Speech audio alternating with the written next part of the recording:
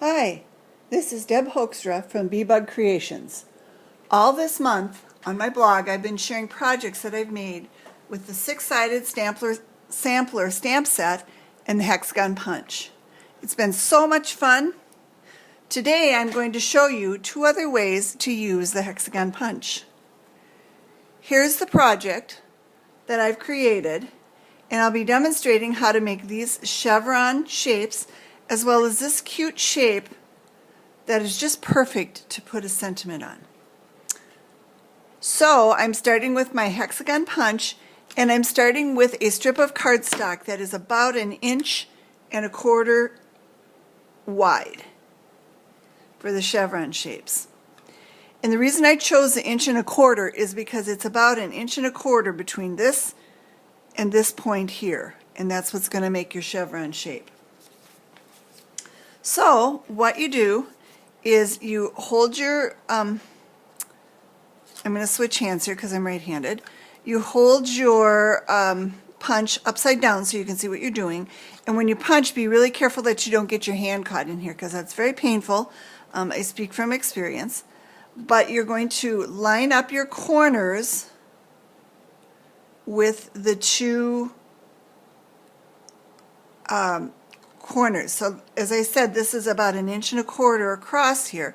So I'm making a long triangle, and then I'm going to punch, and that makes your first chevron shape right here. I'll leave this set here so we can see it.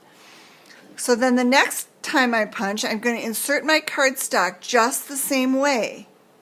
Only this time, I'm going to line up the edges of my cardstock along the edges of my punch here, and make sure that my point is lined up with the point here. And how wide your chevron is determined by how much you put. Like if you wanted a really wide chevron, you'd put your paper in this far. If you wanted a narrower one, you'd put your paper in this far. And what you can do is you can note on the hex shape how far down you put those points. So I'm going to punch, and there I've created a hex shape.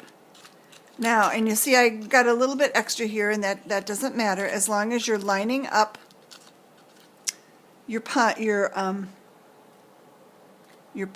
on your cardstock.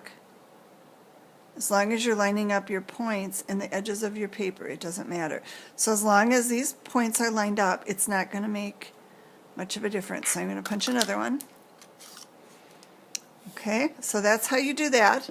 And then all I did for the white is I took a piece of white cardstock, and you can see here I've already started it. And what I did then was I just punched a narrower piece, like so, and glued it right on top of the chevron like that. And you'll notice here that there's a little edge that overlaps. After I glued it, I just took a scissor and snipped it right off. So that's how I created those four chevron shapes. Now, this little punch here, or shape here, you start with your sentiment stamped on your cardstock. And this piece is a 3/4 inch strip of cardstock. And the reason that you want that to be a little narrower is because this is a little narrower here.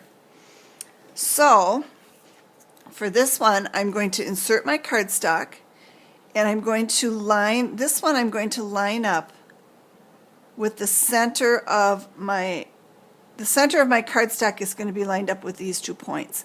And so I'm going to insert my paper that way, and I'm going to punch,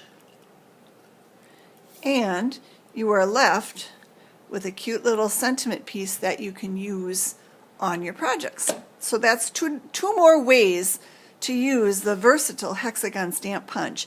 And if you received my newsletter this past month, you also learned that you can make a banner tail using the Hexagon punch. And I'll just demonstrate that really quickly. This is a bonus.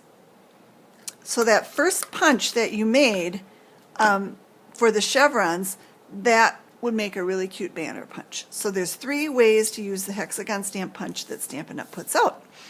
And I also want to point out here on this card that the sentiment piece that I punched from the Hexagon punch is mounted on the artisan label punch. That makes a really nice matte piece for the Hexagon punch.